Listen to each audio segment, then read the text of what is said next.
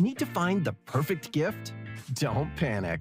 Gift Mode on Etsy is here to take the stress out of gifting and make it easy to find incredible items for anyone and any occasion. Try Gift Mode on Etsy now.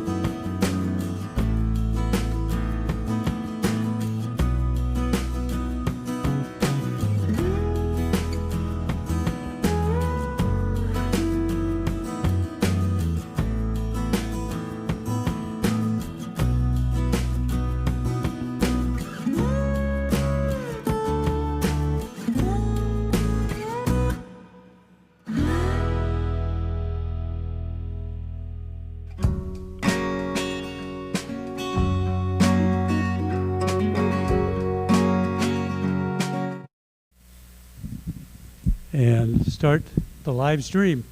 So thank you very much for being here. I feel like applauding already. And let's do that.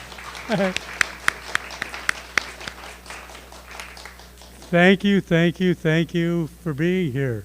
So it's wonderful to see everybody, and it's wonderful to have these many people turn out for a poetry reading. I know it's Annie, so we've got a real treat tonight. And I'm going to be introducing her in just a bit. I'm Tom Hogan, the director of the Milwaukie Poetry Series, and we want to welcome you to the Letting Library. How many people haven't been in the library yet? This is your first time? Wow. Okay. Thank you for being here at the library. I want to make a thanks to those of you that are watching on live stream. So thank you for logging in and for this reading. We appreciate that. And really, we had to pull the blinds maybe 10 minutes ago. And I suppose a day and a half ago, I never would have thought that we would be doing that and that the sun would be here. But it's lovely. So we had to do that. And there are a lot of demands on our time. And because of that, we're very out, and you wanted to spend the time with poetry and with Annie and with all of us. So again, thank you very much. I have some other specific thanks I want to make. One is to the city of Milwaukie. So we have been supported by the city of Milwaukie from the beginning. We're currently in our 17th year, which is, we're very, very, very happy about that. I don't think we thought that at the beginning. You don't start out and say, well, we're going to do this particularly, but we want it to go as long as it can. A big thanks to the Letting Library. We've been associated with the library also from the beginning. So we were at our first venue. Annie read initially in the Pond House. So we were at the Pond House for a number of years. But thanks to the Letting Library. And we have a beautiful new library. Also thanks to the Milwaukie Poetry Series Committee. So we do have a committee. And as you know, you don't have things that happen unless you have a group of people that are working on it. So we have a couple of members here. Well, I think Kristen, you're the one in addition to me that's here. So let's give the committee a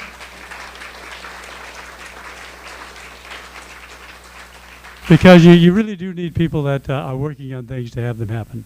And finally, our thanks to Willamette Falls Media Studios So they are here, and they are the people that are making the sound and the live stream go. So we have our two technicians, Josh and Breeden, over here. So can we give them a hand? Thank you very much for what you're doing. I want to say just a word about a couple of things that are coming up. We have our bilingual reading. It's something we've done every year. We needed to reschedule it, but it is a Sunday, March 24th, here, 3 to 5. And we will be reading poems in English and Arabic. So it's a chance to hear poems read in Arabic. And it's a partnership that we're doing with the Al Mutanabi Street Starts Here Coalition. Donna Henderson is going to be here next month, and she is going to be our reader. I want to say something about posters. So we do have posters of the series. So I think many of you may have gotten one, but please take them. That's what they're for. If you know a place that you would like to put it up, we'd be very happy about that. And so take them, share them. Again, as I say, that's what they're for. Also call your attention to a contest. There's a writing contest going on now for those of you in the county. And it's sponsored by the Clackamas County Arts Alliance. So take a look at that, and you will have to go online, but you can Google that, and the entry form will come up. Also, a big thanks to them. We are the recipient of a grant this year again from the Clackamas County Arts Alliance, so we are very happy about that. And those are the announcements that I want to make.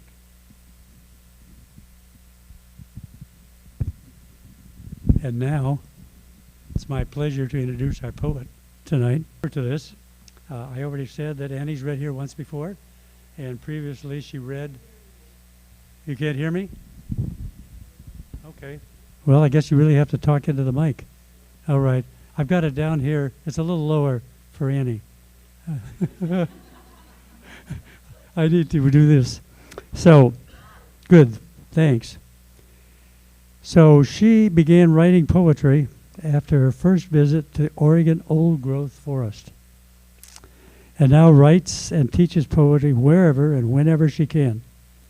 Poems from her book Pax, an iron string, have been turned into music, used in meditation and healing projects in many different countries, and have traveled further than she has.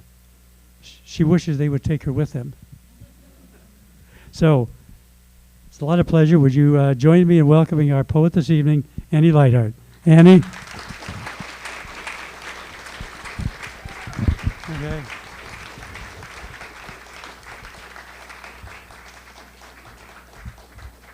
Oh, and I forgot to say, please silence your telephonic devices.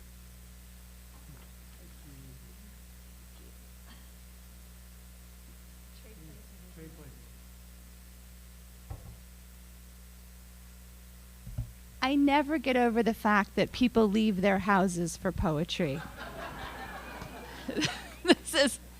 This stuns me every time I see anybody at a poetry reading. So thank you so much for coming. It's a joy to be here. And I promised my friend in the back, if I'm not loud enough, he's going to go like this so that I think I'm doing okay. But it's a secret signal for turn up the volume. How am I doing, Leon? It's okay? All right. If at any time I dip down, please let me know. We short people have a little bit of trouble with the microphones. I want to thank Tom and the Milwaukie Poetry Series for giving us this night. The fact the series has been going on for 17 years is no small thing. I think, oh, yay, Tom!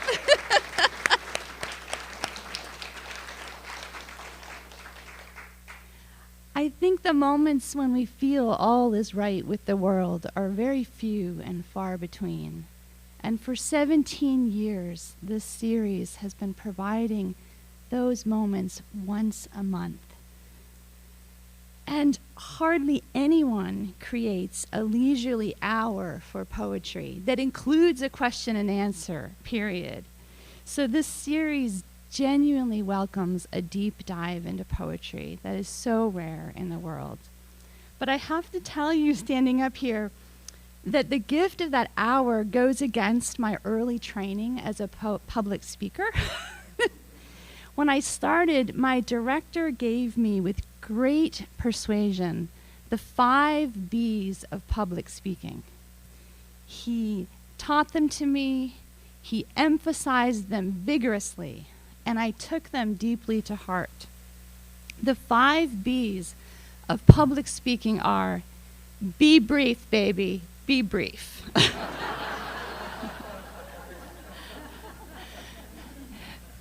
As an introvert, and as someone who knows that poetry scares the daylights out of many people, I've become accustomed to giving a poetry reading as briefly as possible and getting out while the getting is good. But tonight, I'm going to put the 5 B's aside, and I'm going to read a bit longer. So I welcome you to get up and stretch anytime you need to, and to take the advice of my father, who I mentioned at this series years ago, believed that poetry is best received with the eyes closed. And if it leads you gently to fall asleep, may it be a rewarding poetic sleep. So at the risk of starting with a soft, possibly sleepy poem, here's a poem to welcome you into the evening that just happens to be called It Is Evening. Morning is forgiving, afternoon not nearly so, but evening softens everything, butters the world in old yellow light, lays an easy hand on the slow dog's pain. It is evening, and Michelangelo leaves off painting the heavens, comes to rest on the ground. It is evening, and the bakers of time brush down the ovens and cool their skin. Evening brings ease and a line of ants to carry off our grains of confusion. Evening drapes itself pleasantly on your shoulders and unlocks the complex door of the day. The knife of night is not yet here. Now leap clear of memory. Name yourself new. Oh my gosh. I'm going to disappear for a drink of water, not because you applauded. Just...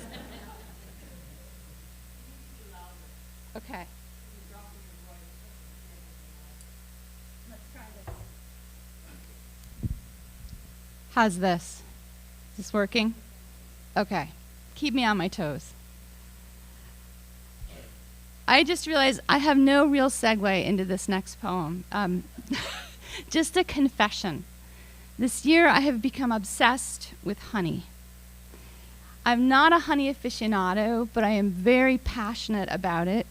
Honey on toast is one of the first things I think of when I open my eyes in the morning.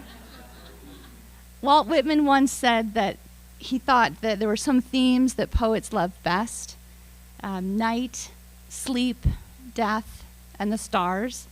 But for me, honey has outstripped all these, even death, which is strange. It's just become incredibly metaphoric, sweetly metaphoric. So this is a honey poem, a love poem to honey. Feast. The way the toast takes to the honey, the way the honey transfers to each hand, eagerly, deftly. Then the way the hand honeys everything: teacup, knife, glasses, nose, even this otherwise empty page. For this is the way sweetness moves through the world. A little touch here, a bit of unexpected stickiness there, and the whole house holds together the day and each year, the tired parents, and the jubilant children born with the taste. For this is the fingerprint pressed gently on forehead and eyes, on doorstep and leaf. Once only, or many times? Oh, many and many. The touch of sun comes to the window, and we wake again in feast upon feast. That's okay. You don't have to applaud. My blush is just going to rise up. Part of the great delight for me is being in the Letting Library this evening. You might know the great Argentine poet and librarian, Jorge Luis Borges. He once said that he always imagined paradise would be a kind of library. And I totally agree. My family and I moved from Portland to Milwaukie this fall, and one day while driving home past the library, my husband said, "I love living here. Is it entirely possible that we moved to Milwaukie just so we could call this our home library?" Yes, it is entirely possible. We love this library. This library is a vibrant, remarkable place. We've been coming here for 15 years, back when my children used to roll around on the rug in the old basement. And so I'd like to dedicate the next 4 poems to the librarians and staff of this library, and actually librarians the world over. I've been kind of thinking of this part of the reading as librarians I have loved. So in 4th grade, our school librarian, Ethel Skinner, lit a spark in me. She worked with my glorious 4th grade teacher, Mrs. Cornell, to help each student author a book. I wrote a book of poetry that was modestly titled, Thoughts About Everything Around Me. Seeing it was only about 12 pages long, though, I apparently didn't have that many thoughts. But the experience of making the book changed my life. I lost the book some years ago in a cross-country move, but I do have one apparently deeply felt poem memorized. And so I don't know if it prefigures my current poetry. I'll let you decide. So here is the early poem, age 9. It's called Oceans. The waves leap and roll on the sand like clowns in a crowd. The audience claps loud. This is what I hear as I drink my beer.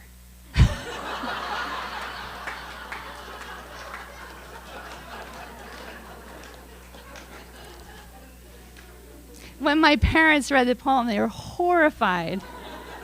My mother said to me, "Why on earth would you put a beer in the poem about a beach?" And I said, "Because that's where you and Dad drink it." Poetry speaks the truth. And the reason I mentioned that early book is because Ethel Skinner not only taught us how to make a copyright page, which I just love, and a table of contents, she taught us one of the most wondrous things of all, the Dewey Decimal System. Because each of our books was given a decimal number, and it was put on the shelf in the library for the rest of the year, placed on the proper shelf with the proper number. I used to visit my book at lunchtime. Our books became real books because they were in the library. And that early experience gave me a lifelong admiration for librarians and their work. I feel the same way about libraries that I do about poetry. Gratitude and affection and amazement at how they give people the chance to share ideas and kindness, stories, and both quiet space and speech. I keep my library card in my wallet right on top so that when I open up my wallet, instead of seeing a credit card, I see my library card. It's totally geeky. But it reminds me every day what's important. Community over commerce, sharing over hoarding. So I'd like to read these poems in honor of the library, for Jana, who helps me scour the shelves for children's novels, for Laura, who has the uncanny ability to find interlibrary loans for genuinely obscure books, and for all of the librarians and staff up front and behind the scenes. And so this first poem is called The Library in Summer. It has the silence of a ship at anchor, wood resting from wind, Spanish whispers of studying girls, thin heat rising. Looking for a book, I could be lulled into any row and lost, set adrift by the call of the number-tuned bindings climbing their faraway scale. And I could never be sure if looking out the tall windows, I might see flocks of books escaping, flocks of books, a few setting off for the city, the rest contemplating the evening from the green pages of trees. Over the years, I've come to think of librarians not just as the crew of this beautiful ship, but as guides, and if it's okay with the librarians as present, as shepherds. Because when I've just finished a good book and I don't have a next one in hand, I am definitely a lost sheep. I tend to get just a bit desperate, although my husband might say pathetic is more likely, and I might be prone to saying dramatic things like, that was the best book in the world. I will never find another book as good as this one. I will never find another book that I carry with me everywhere, that I read while I'm brushing my teeth. But then I go to a librarian, and I explain that I'm in that abyss between books. And they'll say, what about this one? This has kind of a similar feel to it, or this one's totally different, but I think you might like it. And I leave the library with a new book, hopeful and restored, shepherded in the very best way. So although this next poem it's a guilty admission about a book I haven't yet finished, and I had to think twice about reading it here and confessing that, it does describe that incredible feeling when you find a book that opens up your heart and your mind. It's called serious literature. The book I have never finished reading knows I avoid it. I watch it uneasily.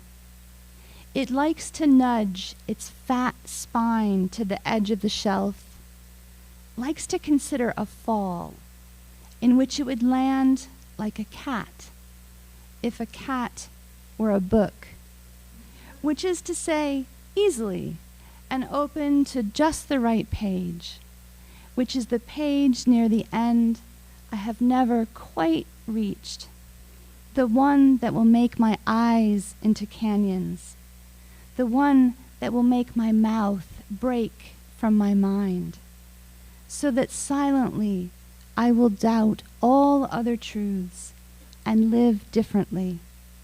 Or, if not that, then at least live happily, stunned as I will be by the buoyancy of time inside the stern covers, and the light pouring out on my face looking in.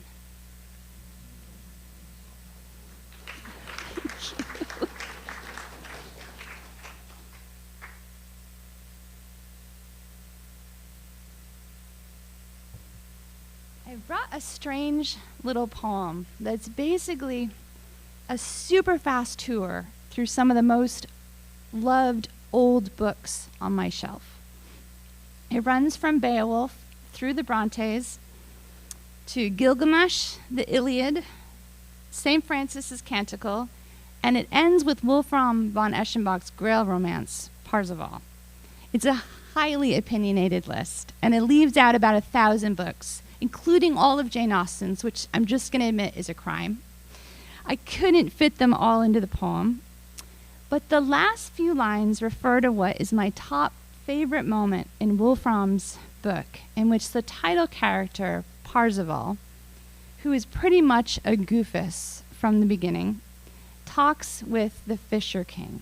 And this is a spoiler alert for anybody who might not know this romance, but it's worth spoiling because the moment is so beautiful that knowing what's going to happen doesn't spoil anything. It just kind of doubles the delight.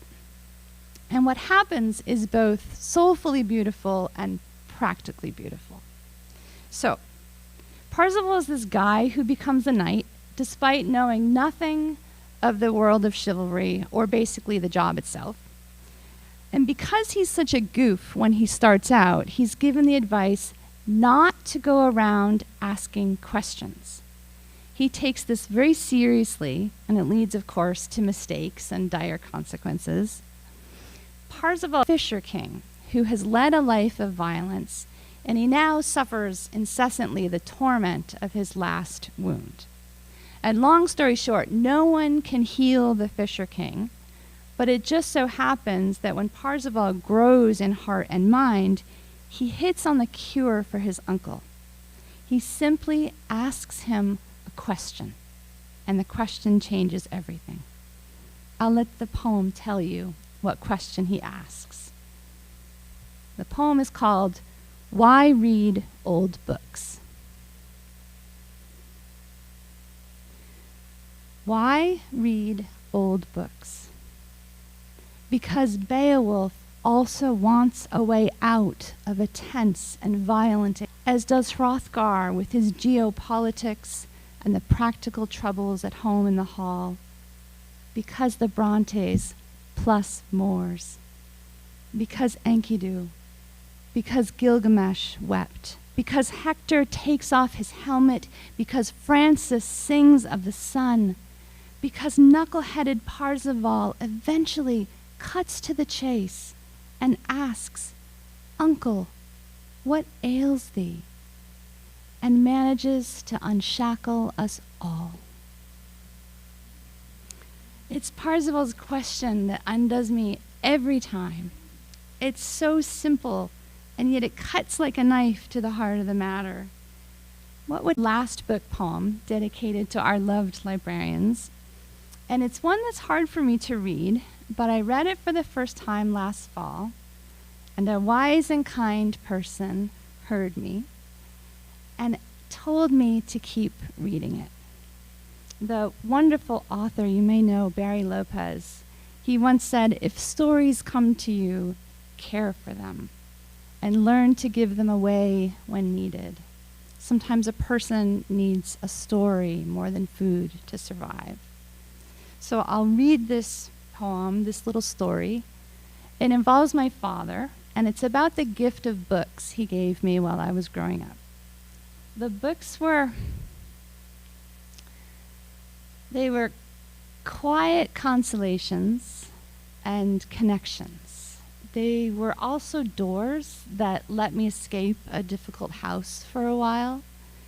My father introduced me to Anne of Green Gables, which was a pivotal book in my life because Anne had a vivid imagination and made lots of mistakes, which was essential for my childhood. But many of the books my dad gave me were books of fairy tales. The Bookhouse books, if you know them, were top favorites. They were his when he's little. And they introduced me to the way stories can work. Fairy tales show us a cruel world, but also a world where magic happens. And the world of fairy tales has its own rules. And this poem delights in a particular rule that's from the Brothers Grimm story about Sleeping Beauty. It's called Little Briar Rose.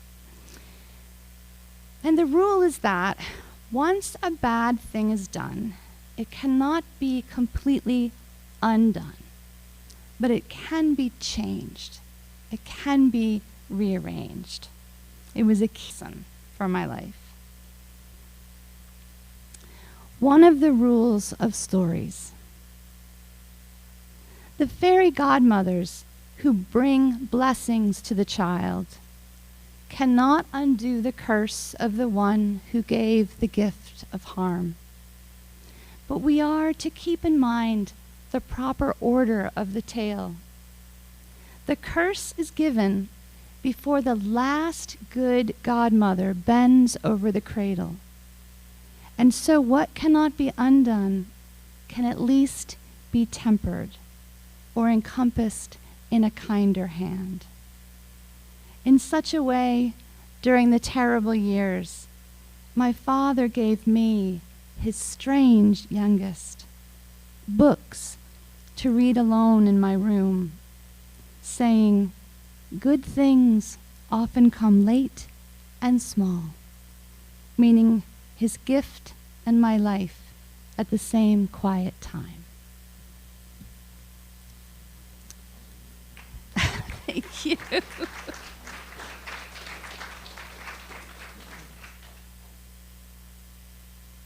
And now for something completely different. Now that I've read some meditative poems, I'm going to fess up in case you think I'm a person who can tap into serious depths on a regular basis. This next poem accurately describes what happens when I try to sit in silence, whether to try to get ready to write or to meditate. My quiet mind doesn't last very long. You know how some people time how long they can hold their breath? I've actually timed how long I can quiet my mind. And so this poem is very truthfully called After 5 Minutes of Meditation. After 5 silent minutes, all the thoughts in my mind turn into dogs.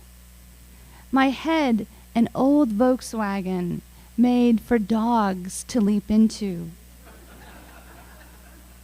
for dogs to go fast in, dogs smudging the windshield as more dogs materialize,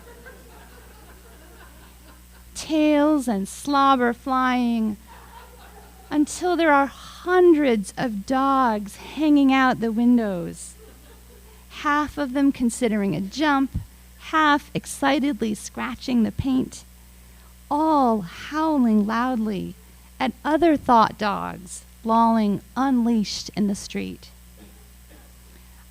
If the dogs weren't such ruthless backseat drivers. Every dog so relentlessly sure that this is the right turn, this the only route, and my mind the best clunker, the prize junker for the fast, unlicensed ride of their lives. I would laugh if they hadn't locked all the doors.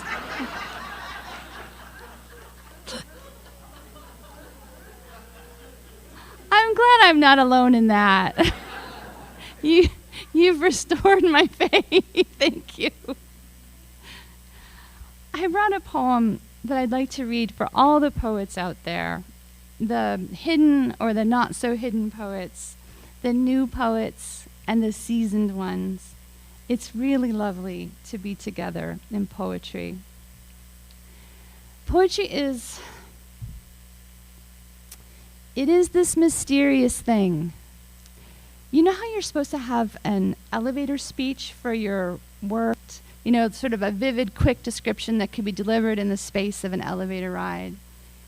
I've been writing poetry for a long time now, and I still don't have my elevator speech nailed down. If you catch me on an elevator and ask me what poetry is, we're going to have to ride a long time. But I do keep a list of favorite definitions of what poetry is. A professor I once met, the poetically named Huck Gutman, gave me one of my favorite ones. He said poetry is the last best way of one person talking to another. The last best way of one person talking to another. And the New Zealand poet James Baxter defined poetry as a plank laid over a lion's den, which feels just about right, because poetry is stronger than it looks, is more necessary than it seems to the larger world, and can carry us over the abysses that inevitably open up in our lives. And poetry is also wily. So I can say all these things about what it is, and then tomorrow I go back to a blank page and I have to wade into new waters. So this poem is for poets. It's about the writing life and for certain hopes for that blank page. It's called Authorial Intentions. Suddenly, all words sound like improbable words, oddly bumpy, like Connecticut, strangely unspellable, like minuscule, or possibly missing a secret letter, the way for years I decisively believed Sherbert had a second R. All this concluding in the thought that becoming an author is both unlikely and absurd, as is my continued effort to make poems right, to fix them just so, though no voice from above decreed it might be a good idea to write, no prophet proclaimed how wise to go into debt for a remarkably unmarketable MFA. And yet I still wade out in language when the tide comes in, still sit at the table drawing up plans to make a chair fly, trying to light a few clauses decently on fire so as to send up a little beacon that might find you and comfort you inside the covers of some improbable book that is most likely thin but still legit on some lonely night when all other lights go out.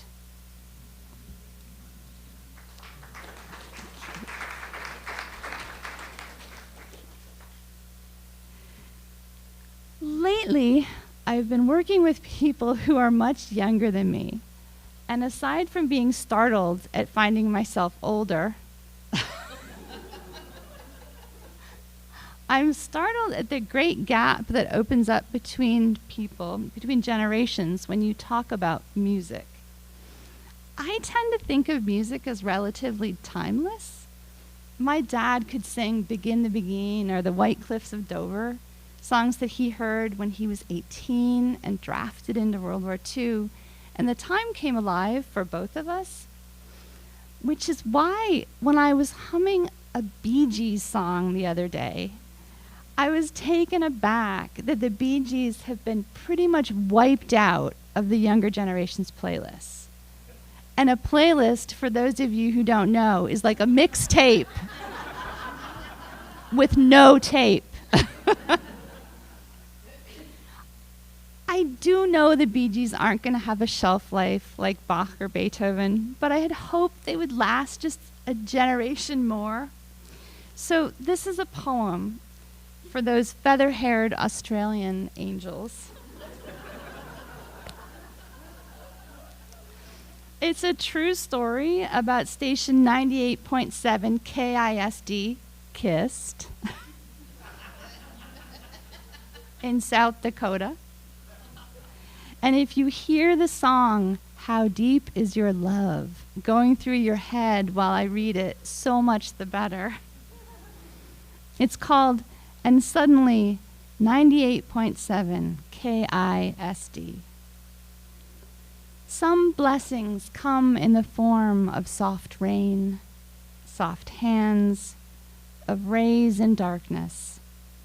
But in the car on the long cross-country drive west, they came as infrequent frequencies, snagged by the chunk of radio in an old Ford wagon. It didn't matter that they were half melody, half static. They sunk into us like water. because the baby slid a quarter into the CD slot back in Vermont, leaving us the long road and little control over what came through the air. Polkas, dire sermons, Helen Reddy, really bad news, Metallica, a trickle of harpsichord, one inexplicable voice singing like a mosquito for miles, and then floating out over South Dakota like 3 feather-haired Australian angels, the Bee Gees, blessed be they, drifting in and out the crank-down windows, the baby asleep, the tank mostly full, the Bee Gees right here in this world of fools, our eyes in the morning sun and the car not yet breaking down. 3 minutes and 58 seconds of Bee Gees cruising us past dust fields and shacks, arms out the window as if we were flying the car and really meaning to learn.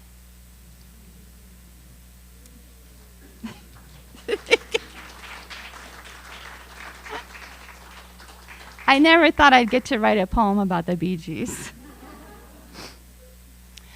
For the past few years, I thought I was seriously writing a poem about the body. And this next poem is about a very specific part of the body, and it's modeled after the 17th century poet Christopher Smart. Fantastic poem about his cat, Geoffrey. Geoffrey's possibly the most famous cat in English literature.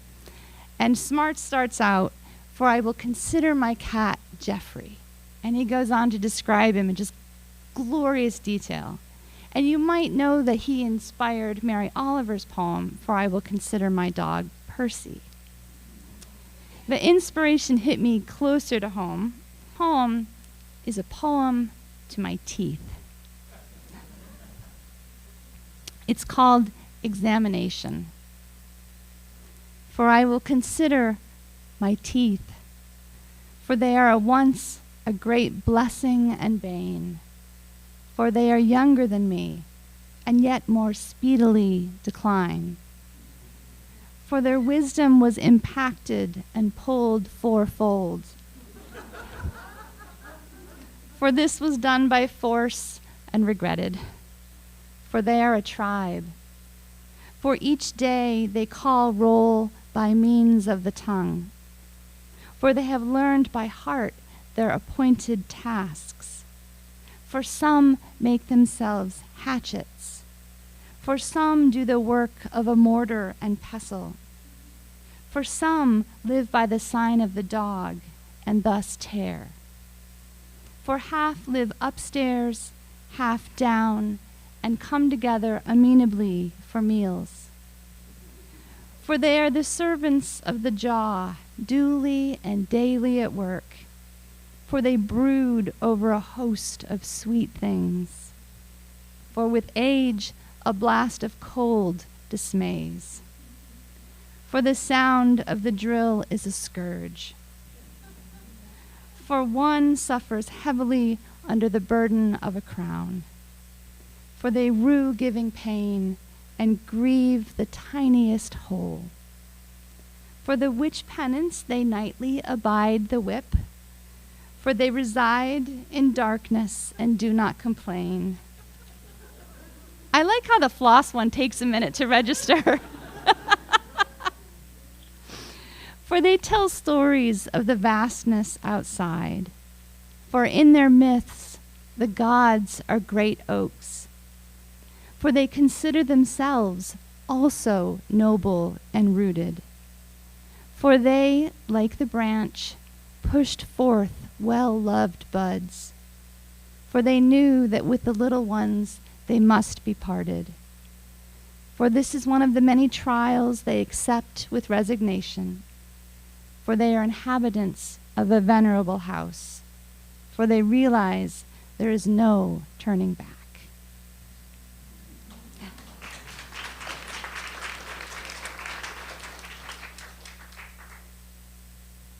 have 3 more poems, and 2 of the 3 have Latin words in them.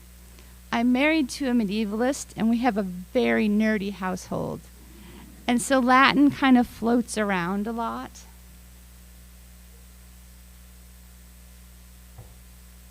This particular phrase is fragiles ratus, and it means fragile craft. It's from an old poem by the Roman poet Horace. And I borrowed it because I love that it has a triple meaning. I did mention nerdy. It means 3 things. So it means a ship at sea, like a vulnerable sailing craft. It means also a mortal body, which is definitely a fragile craft. And it also means poetry, which is seemingly a fragile craft of breath and words.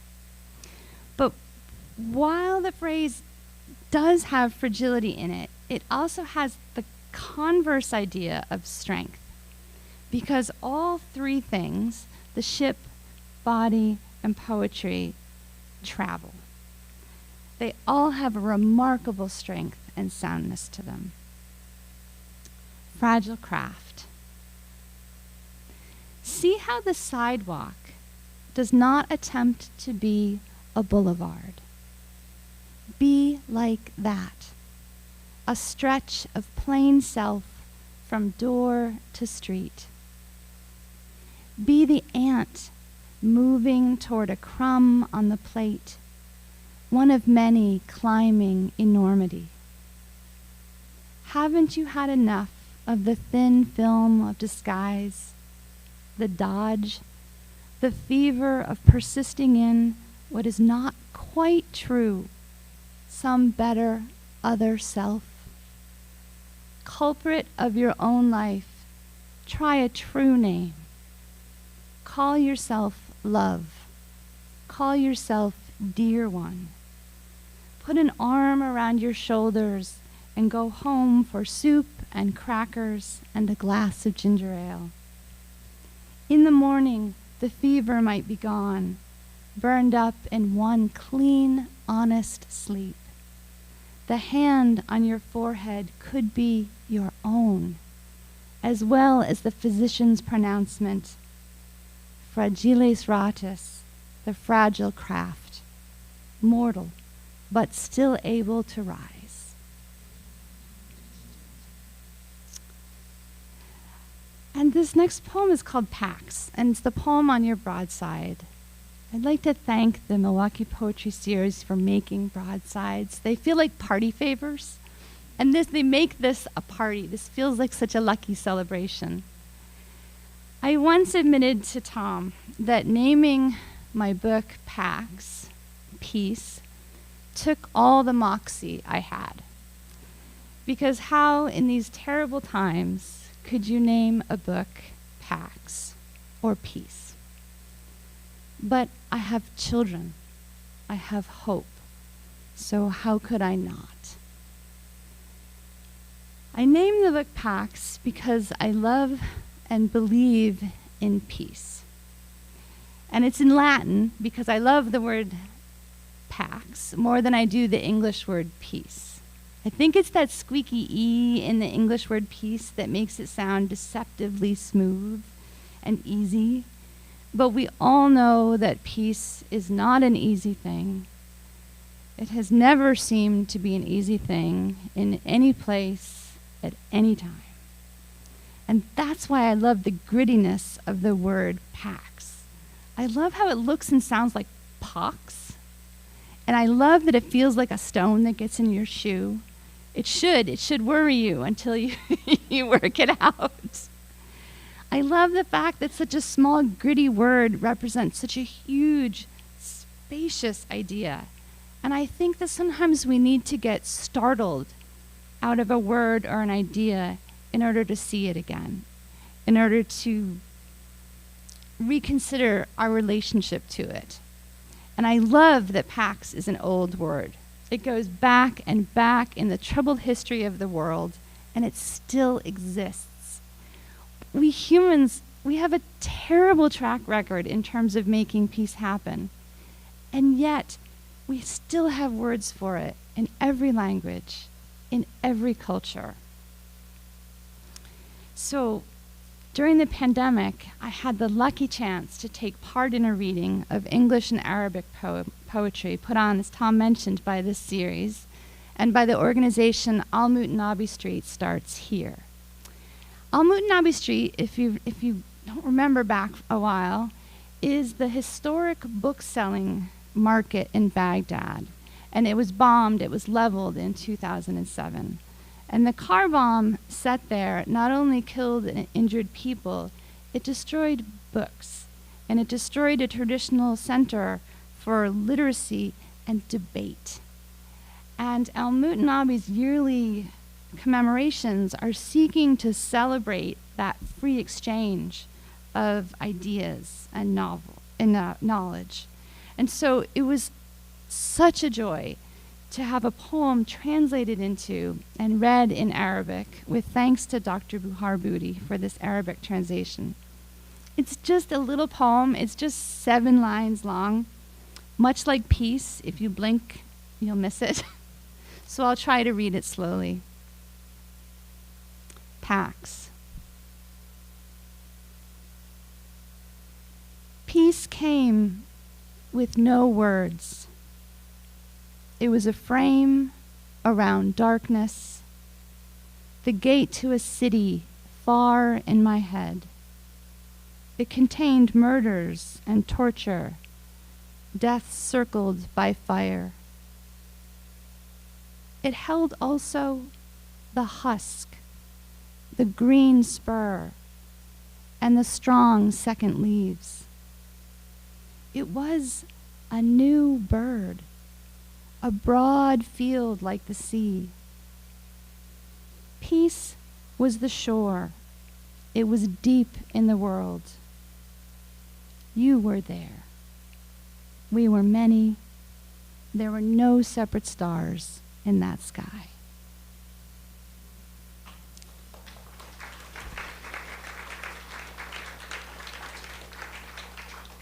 Thank you. And this is the last poem. It's a new poem. It's called Return. And it used to have a tiny epigraph that said, "A small reminder for myself." But I changed it to a small meditation in case you might need it too. I send it out with many thanks for you coming tonight, for this chance to be together. Return. A small meditation. If you have gone away from your life because you are afraid, or because your life is too small to lay down in at night, too worn to consider mourning anymore, or even a day in which you might be content, come back. Come back to your life the way an old dog comes back to the house and quietly lays by the door. If you too can sleep unnamed and uncalled for a while, there may be other comforts you have not foreseen.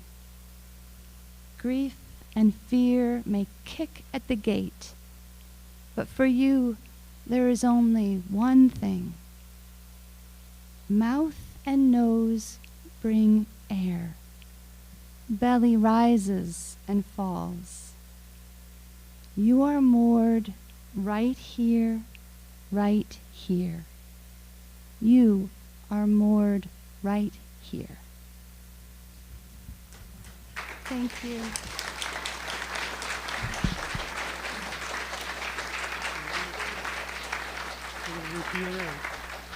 No, don't go away. Don't go away. Thank you, Annie, for that wonderful time spent. We're going to have some short Q&As, and how that's going to work is that Kristen has a microphone, and raise your hand if you would like to ask a question. She's going to bring you a mic, and please speak into the mic because we'd like to get both the question and the answer on the recording. There's one right here, Kristen.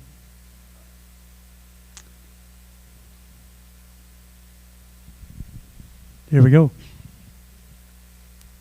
I forgot about this part. I meant to pay you to ask only easy questions.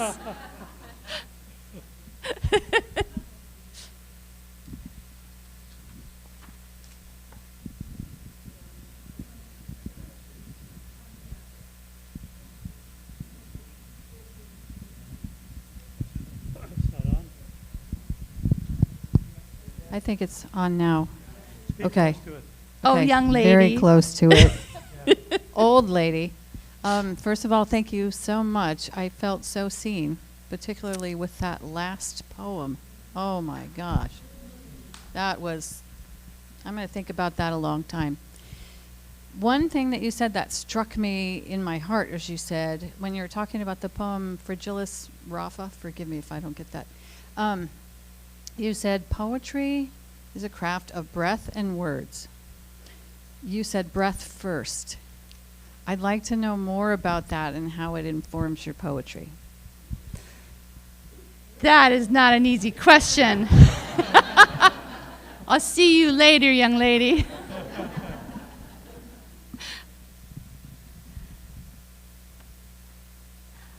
Poetry is an old, old art, and we literate cultures tend to forget this. It becomes something that gets closed in the cover of a book and becomes something that is just between eyes and page, between page and whatever voice we hear in our mind. But for me, poetry has never stopped being an art of breath and breathing, because for me, the last stage, it's never last. I'm always working on the poems. If I could come and scribble in your book right now, I would scribble things in. But after I have a poem on the page, I read it out loud. And I read it out loud many times, and I go back and I change things. So it has never stopped being an art of the breath. It has never stopped being something that gets said aloud. And it's nights like tonight when I remember that the most clearly, because you are here. Your breathing contributes to this breathing of the words on the page, and it becomes what poetry originally was, which was a back and forth between people. And that is such a beautiful thing.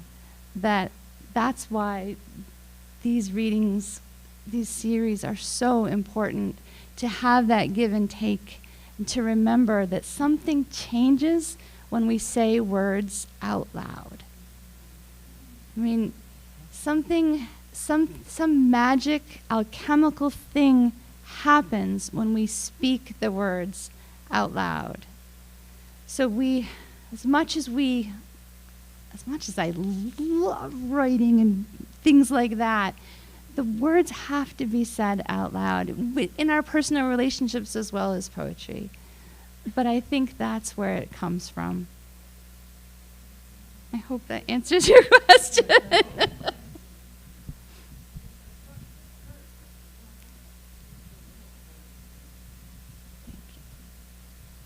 So I was really struck by your talk about in this world, which can feel so dangerous, so angry, so divided, which touches me. I'm sure it does you. And my experience is that the reason that gets so elevated is because it makes somebody money, the clickbait, and you click more and somebody's making money off of it, and there's a certain economic power in that. And yet here you are reading these poems which don't do that, and I thought I heard you say something about it's not about the money. And so I wonder what it is that gives you the courage to keep writing and reading this way, and what makes you honestly think that it's going to make a difference. Okay.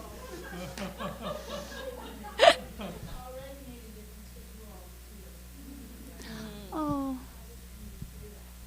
thank you, Molly. We are here. Yes, that is no small thing. I think possibly one of the saving graces about poetry is that it does make no money, and that you cannot do it for money. You do it for love alone. And when you do it for love alone, the properties, the chemical properties of what you're doing change you and change the art. That is not to say I wouldn't love to make a living through my writing. We need a new water heater. If poetry could pay for that, it would be glorious. But I think you ask about the courage.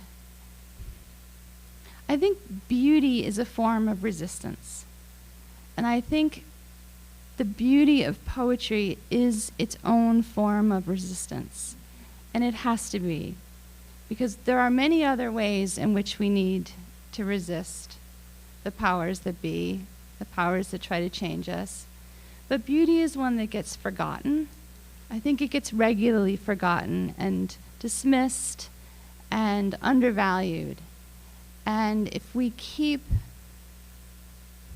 remembering beauty, if we keep making it, I think that gives courage to both us and to the work.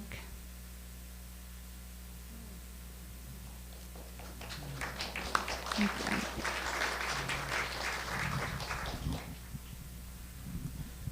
Thank you. Considering that I think somebody said it was $9,000 a seat to get to the Super Bowl, and we get to do this for free with people we love. How good is that? So Heather Hannum, Oregon City. I'm curious where your prompts come from, whether they're words, you hear things, you see things. What often starts a poem for you, and do you have a sense of how it's going to end, or are you going to be surprised like the rest of us? I have to be surprised. If I'm not surprised, it's not going to be a good poem. No. When I was younger, yesterday, I like to start off poems with like sorrow. You know, I would put like a big title, and then I would think I was going to be able to write to that. And they were terrible.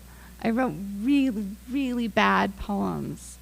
It wasn't until I realized that I had to trust the writing process, and I would never have believed if anybody had told me that at the time, that I had to go into this and trust the blank page and see what happened and see where it would lead me. Because if the poem surprises me, then I know that I've tapped into something that's beyond me. And poetry is it's very humbling to say, it's always beyond me. It's like I have antenna, and I'm leaning forward and I'm listening really carefully. I'm really trying to pick up something that is not me.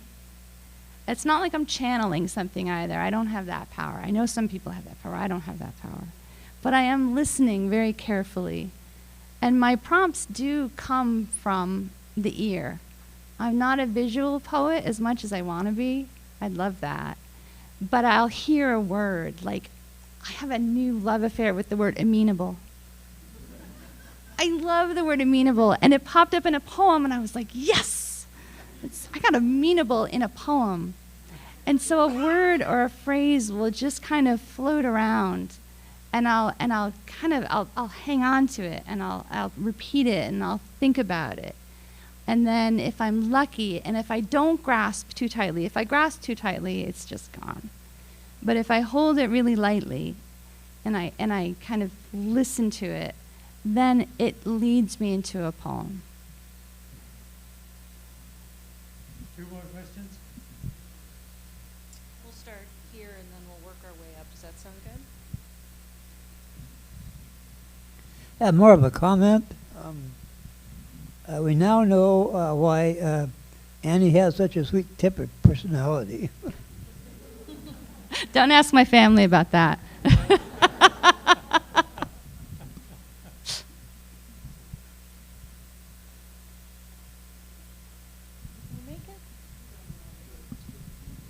yeah, we should. There we go.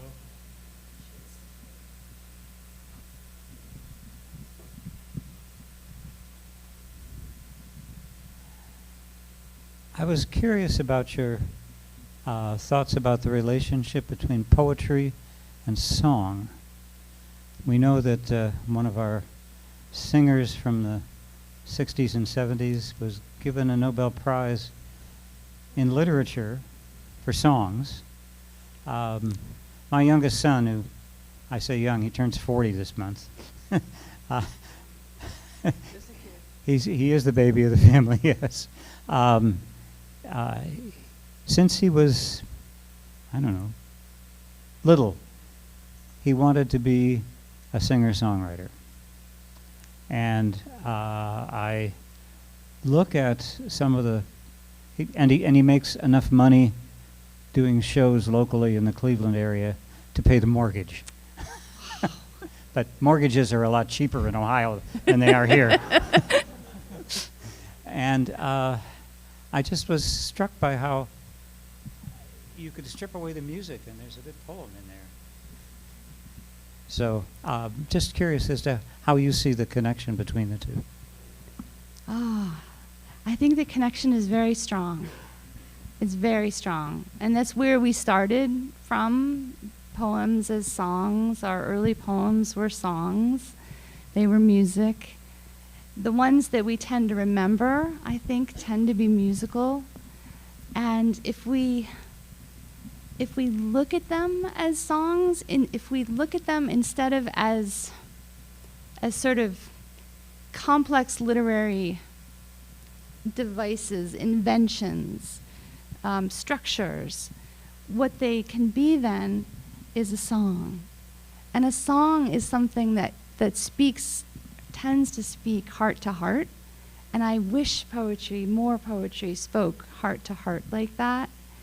I think the best poems that I've written are the ones that by accident had more of a cadence to them. I think we've never really lost that desire for cadence, that the willingness to be led along by a beat that songs give us. And I was asked by someone to have a poem that I had read that was new, and I said, sure, and I print my poems really big because I can't see very well, so they're huge in my notebook, and I handed her the page, and she said, oh, well, what are these little marks on it? And I said, oh, I score it. I read it, I score it with pen like a song. So there's accents, and I'm not a musician, so somebody has to tell me what those arcs are. The phrase markings? Yeah, so when I need to do something in one breath, I have a long arc over it to remind me when I'm reading to do that. And I put cut marks between words when I need to slow down for something that I really, really hope that you might be able to hear. So I think the more that poems become songs, the more that songs become poems, the better off that sort of gorgeous circle is going to be. Thank you for asking. We're good? Final poem? Okay. Yeah. So Annie's going to end the event tonight with a final poem.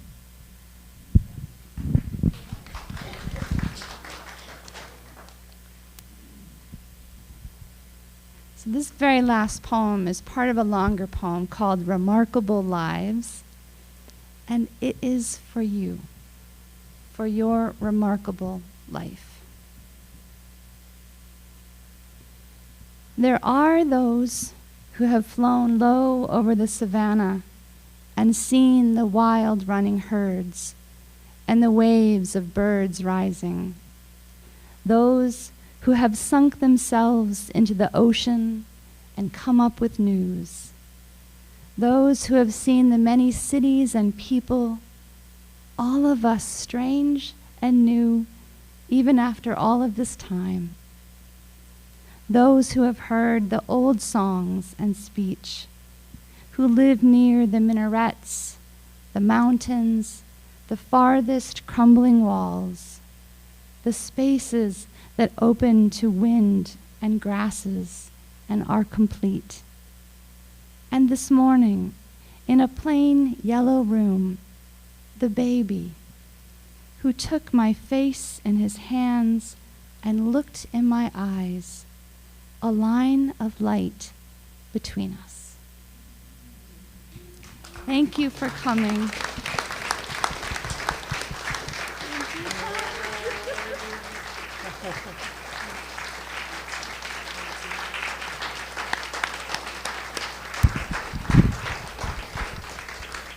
Thank you so much for all of the things that you've given us to take with us tonight. Thank you for being here. I'll just say next month, Donna Henderson is going to be here, so if you'd like, love to see you back. Thanks for being here. Thank you for logging in online, too. Thank you.